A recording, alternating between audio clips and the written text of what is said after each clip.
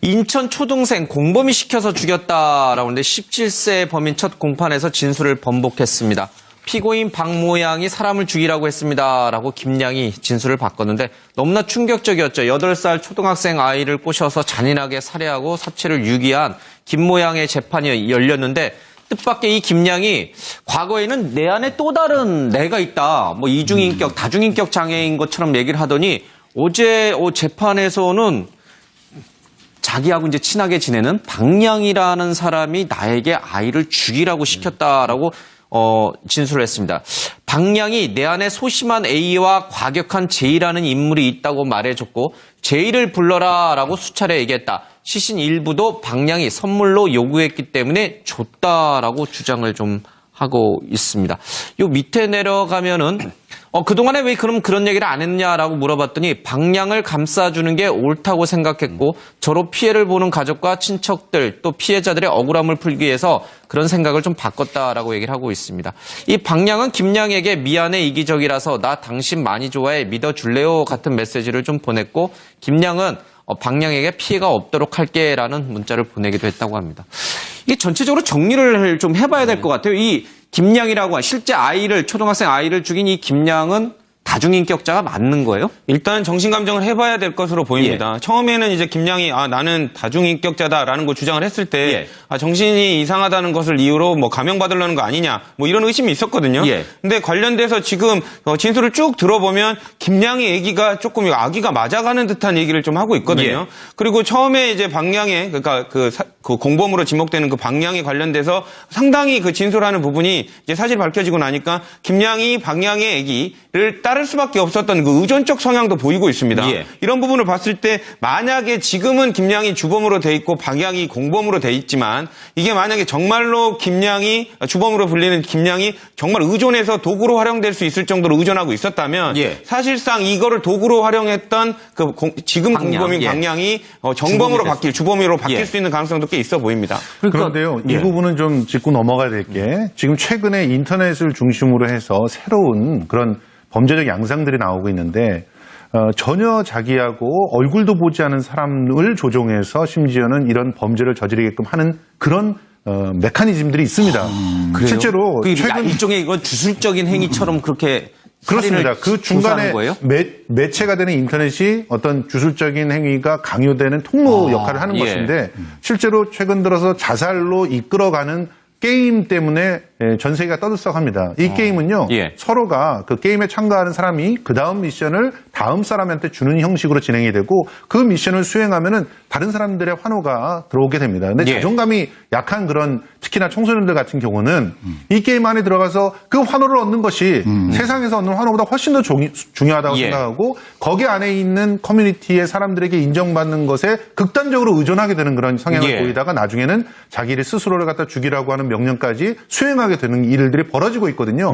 자, 이런 일들이 비슷한 그런 메커니즘을 통해서 박양과 김양에게도 있었다고 볼 수 있는 것이 이들이 활동했던 데가 일종의 그 캐릭터 커뮤니티라고 해서 특정한 창조적인 어떤 그 역량들과 또 그런 부분을 갖다 주도해 나가는 사람에 의해서 다른 사람들이 선택되고 그 게임에 참여하는 그런 형태로 이루어지면서 만나게 되는 건데 너무나 그 창조적인 발상들을 하고 또 너무나 과단성 있는 그런 말을 쓰는 사람을 전적으로 신뢰하고 따를 수밖에 없는 그런 관계들이 형성이 되고 그 이후서부터는 그의 말을 들을 수밖에 없는 상황들이 만들어질 수 있습니다. 이게 내 안에 소심한 A와 과격한 J가 있다. 과격한 J를 불러내라. 그래서 살인을 저질러라.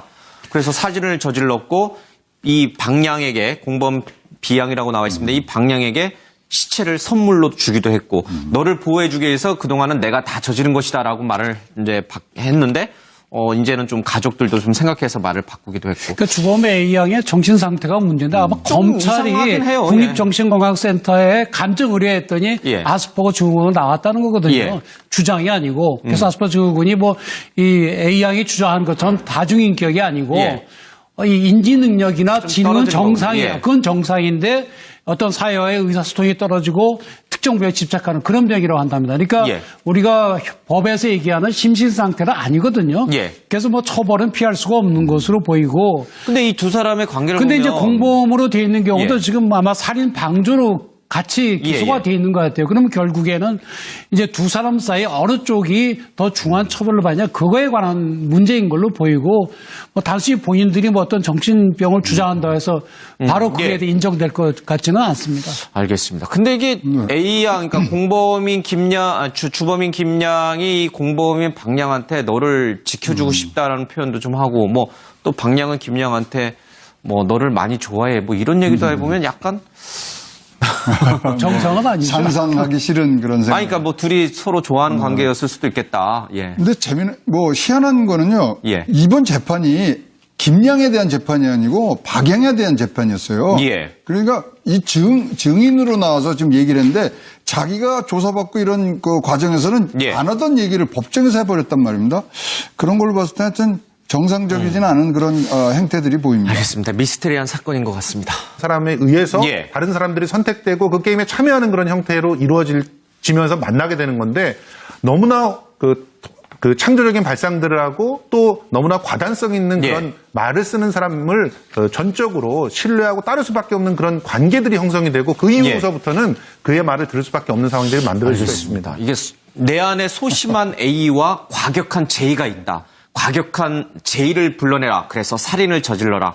그래서 살인을 저질렀고 이 박양에게 공범 B양이라고 나와 있습니다. 이 박양에게 시체를 선물로 주기도 했고 너를 보호해주기 위해서 그동안은 내가 다 저지른 것이다라고 말을 이제 했는데 이제는 좀 가족들도 좀 생각해서 말을 바꾸기도 했고. 그러니까 주범의 A양의 정신 상태가 문제인데 아마 검찰이 국립정신건강센터에 감정 의뢰했더니 아스퍼거 증후군으로 나왔다는 거거든요. 주장이 아니고. 그래서 관련돼서 상당히 그 진술하는 부분이 이제 사실 밝혀지고 나니까 김양이 박양의 얘기를 따를 수밖에 없었던 그 의존적 성향도 보이고 있습니다.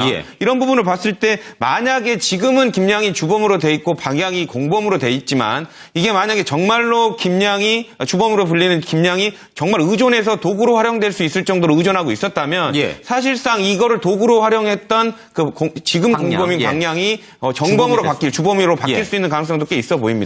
그런데요, 이 부분은 좀 짚고 넘어가야 될 게 지금 최근에 인터넷을 중심으로 해서 새로운 그런 범죄적 양상들이 나오고 있는데 전혀 자기하고 얼굴도 보지 않은 사람을 조종해서 심지어는 이런 범죄를 저지르게끔 하는 그런 메커니즘들이 있습니다.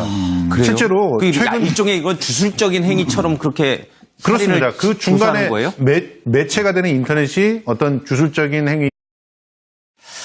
인천 초등생 공범이 시켜서 죽였다라고 하는데 17세 범인 첫 공판에서 진술을 번복했습니다. 피고인 박모양이 사람을 죽이라고 했습니다라고 김양이 진술을 바꿨는데 너무나 충격적이었죠. 8살 초등학생 아이를 꼬셔서 잔인하게 살해하고 사체를 유기한 김모양의 재판이 열렸는데 뜻밖의 이 김양이 과거에는 내 안에 또 다른 내가 있다. 뭐 이중인격, 다중인격 장애인 것처럼 얘기를 하더니 어제 재판에서는 자기하고 이제 친하게 지내는 박양이라는 사람이 나에게 아이를 죽이라고 시켰다라고 진술을 했습니다. 박양이 내 안에 소심한 A와 과격한 J라는 인물이 있다고 말해줬고 J를 불러라라고 수차례 얘기했다. 시신 일부도 박양이 선물로 요구했기 때문에 줬다라고 주장을 좀 하고 있습니다. 요 밑에 내려가면은 그동안에 왜 그런 얘기를 안 했냐라고 물어봤더니 박양을 감싸주는 게 옳다고 생각했고 저로 피해를 보는 가족과 친척들 또 피해자들의 억울함을 풀기 위해서 그런 생각을 좀 바꿨다라고 얘기를 하고 있습니다. 이 박양은 김양에게 미안해 이기적이라서 나 당신 많이 좋아해 믿어줄래요 같은 메시지를 좀 보냈고 김양은 박양에게 피해가 없도록 할게라는 문자를 보내기도 했다고 합니다. 이게 전체적으로 정리를 좀 해봐야 될 것 같아요. 이 김양이라고 실제 초등학생 아이를 죽인 이 김양은 다중인격자가 맞는 거예요? 일단 정신감정을 해봐야 될 것으로 보입니다. 처음에는 이제 김양이 나는 다중인격자다라는 걸 주장을 했을 때 정신이 이상하다는 것을 이유로 뭐 감형받으려는 거 아니냐 뭐 이런 의심이 있었거든요.